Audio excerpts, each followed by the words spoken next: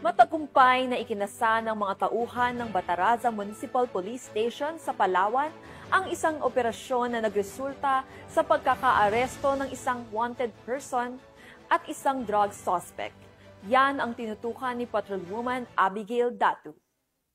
Ang dalawang individual kabilang ang isang wanted person na may standing warrant sa Barangay Marangas, Bataraza, Palawan nitong Agosto taong kasalukuyan. Kinilala ang mga suspect na sina alias Hanil, 31 years old at residente ng Barangay Inugbong na inaresto sa bisa ng warrant of arrest na inilabas ng 9th MCTC, Brooks Point, kaugnay sa kasong paglabag sa Republic Act 10863 o ang Customs Modernization and Tariff Act.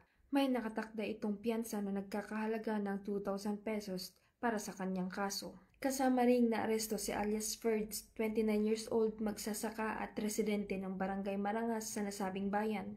Matapos makitaan ng hindi lisensyadong caliber 22 na kargado ng isang live ammunition, 4 na live ammunition para sa caliber 22 rifle, 5 heat-sealed transparent plastic sachet na naglalaman ng white crystalline substance o shabu na may timbang na 3.16 grams kabilang ang marking tape na nagkakahalaga ng 9,000 pesos, isang black coin purse at isang black sling bag. Matapos nito, agad nakipagkoordinasyon ang mga grupo sa mga opisyal ng Barangay Marangas, Bataraza, Palawan para saksihan ang nakumpiskang mga ebidensya kay alias Ferds. Samantala, ang mga suspect at ang mga nakumpiskang ebidensya ay nasa kustodiya na ng Bataraza Municipal Police Station para sa kaukulang disposisyon at pagsasampa ng kaso.